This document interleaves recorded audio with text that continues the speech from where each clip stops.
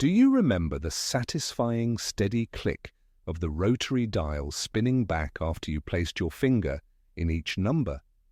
The unmistakable ring echoing through the hallway could announce anything from a friendly hello to big family news.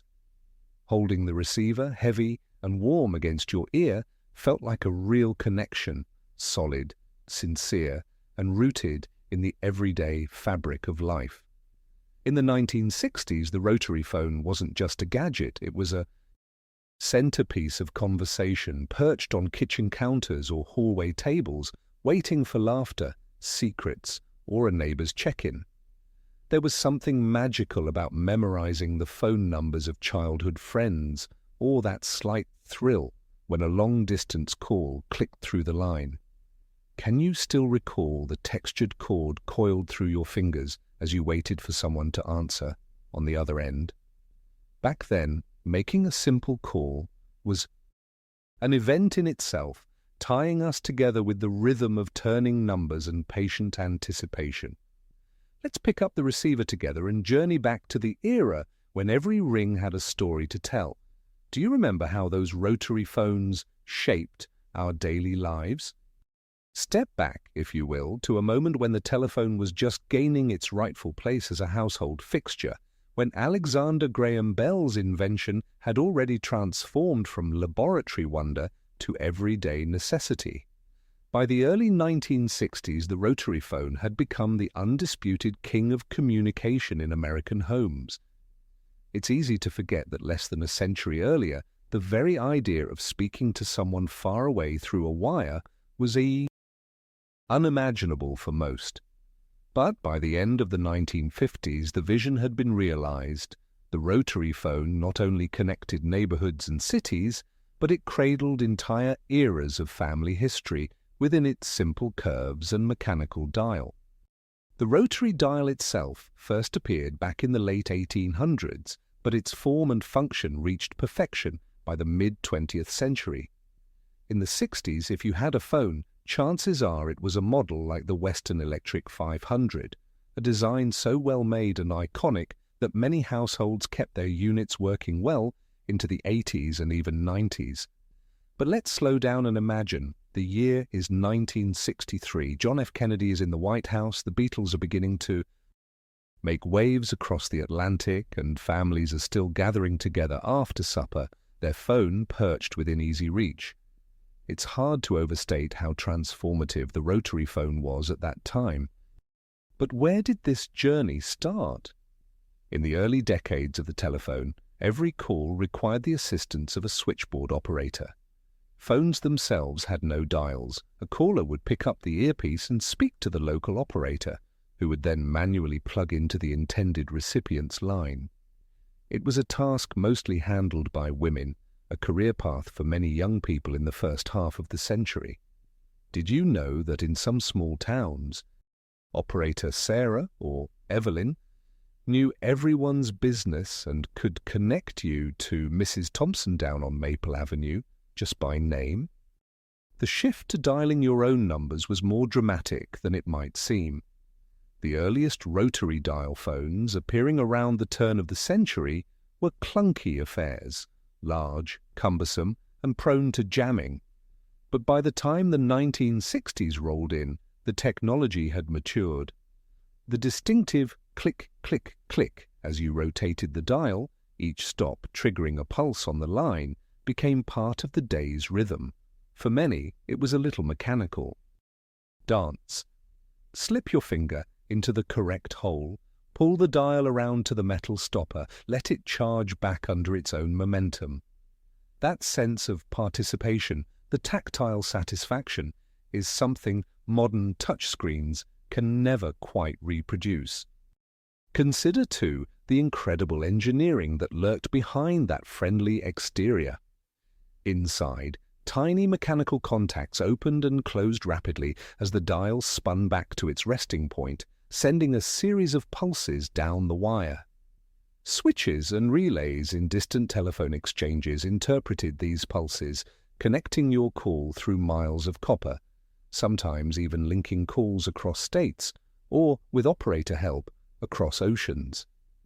And all this Powered by the simplest twist of your wrist. Did you ever wonder how something so straightforward could carry your voice all the way to a friend's house on the other side of town? Another mark of the era, phone numbers themselves. Before the current system of 10-digit numbers, local exchanges were often named. Think of Beechwood 45789. The first two letters indicated the central office serving your neighborhood, usually a word that was easy to remember. When you dialed B45789, you were connecting not just to a person, but to a tiny community strung together by shared wires. It's a far cry from scrolling through a digital contact list or reciting a string of anonymous digits. Do you recall your own childhood phone number, maybe even singing along when it turned up in a pop song? Rotary phones were sturdy, built to last, and heavy enough to double as a doorstop. They came in a growing variety of colors by the 1960s, marking a departure from the utilitarian black phones of previous decades. Suddenly, the phone wasn't just a necessity, it was a piece of household art. Picking avocado green or pastel pink could say a lot about a family. Were they traditional or keeping up with the swinging style of the times? Perhaps the most surprising fact of all, even as rotary phones ruled the roost, party lines were still in use, especially in rural areas. Party lines meant that multiple families shared the same phone circuit. You'd listen for your particular ring pattern, two short, one long, to know if a call was for you. Of course, it also meant accidentally overhearing the neighbor's gossip. Have you ever picked up the phone and caught a secret you weren't Meant to hear? It was a different kind of social network, a mix of convenience and community, with just a hint of mischief. But what truly set those years apart was how important every call felt. There was no texting, no call waiting, no way to check who was ringing until you picked up the receiver. Every conversation began with a little thrill of mystery. The anticipation might have been most acute for teenagers hoping for a date to call, or for parents anxiously awaiting news from relatives far away. And for everyone, there was that strong sense of presence. When you spoke on a rotary phone, you stopped what you were doing, stood or sat by the phone, and gave your undivided attention to the person on the other end. Do you think we've lost some of that focus in today's world of constant notifications? Surprisingly, some regions didn't fully transition to dial service until well into the 70s. There were still places where the friendly voice of the operator was a daily fixture, connecting calls and, in a sense, people. The rotary dial marked a slow but powerful democratization of technology, putting control quite literally at people's fingertips. From long summer evenings talking to friends to short, crackly calls about forgotten groceries, the rotary phone made daily life feel a little more immediate and a lot more connected. Of course, changes were already on the horizon. The seeds of new technology were being planted in the 60s, touch-tone systems, streamlined telephones, and the beginnings of true global connectivity. But for many, the heart of communication stayed rooted in the spinning ring of the rotary dial. Next, let's turn that dial a little further and explore how advances in technology, plus a dash of style and innovation, begin to change the face and features of the rotary phone itself. What new surprises will we find behind the colors and forms that defined the iconic phones of the 60s? As we wind down our journey through the story of rotary phones in the 1960s, it's clear that these sturdy devices were much more than just tools for communication. They were touchstones of daily life, connecting us not just through wires, but through moments, memories, and real human voices. We've looked back at how the rotary phone's simple elegance and solid construction made it a fixture in American homes, and how family conversations and important news all flowed through that coiled cord and familiar spinning dial. It's easy to recall the excitement of picking up a ringing phone, never knowing who would be on the other end, or the gentle patience required to wait as each number clicked into place. The rotary phone brought together families, neighborhoods, and entire communities, whether you were dialing an old friend down the street or listening for your unique ring on a busy party line.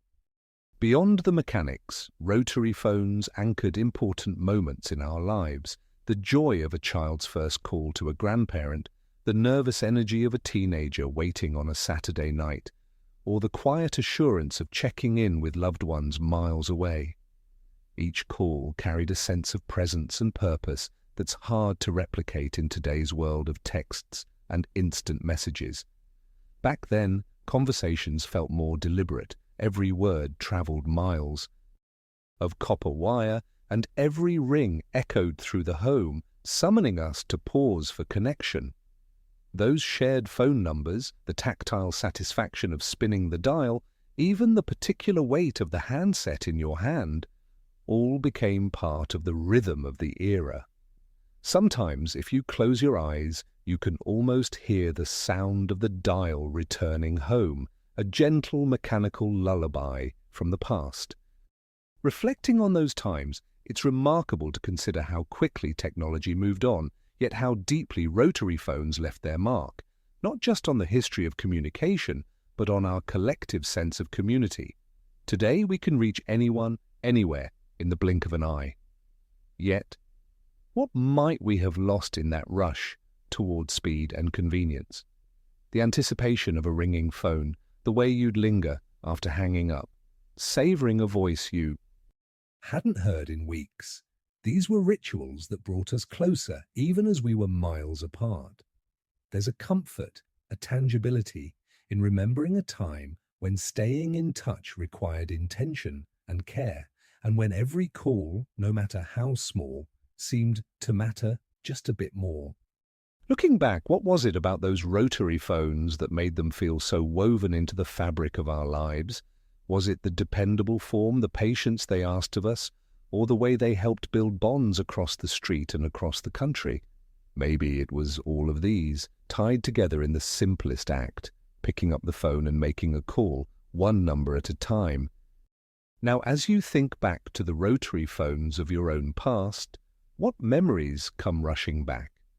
Did your family have a favorite spot for the phone, perhaps a nook in the hallway or on a sturdy table by the kitchen? Do you remember your very first phone call or the number you knew by heart long before area codes crowded the dial? If these memories stirred something in you today, I invite you to share your story in the comments. Was there a call you'll never forget or a sound that still echoes in your mind?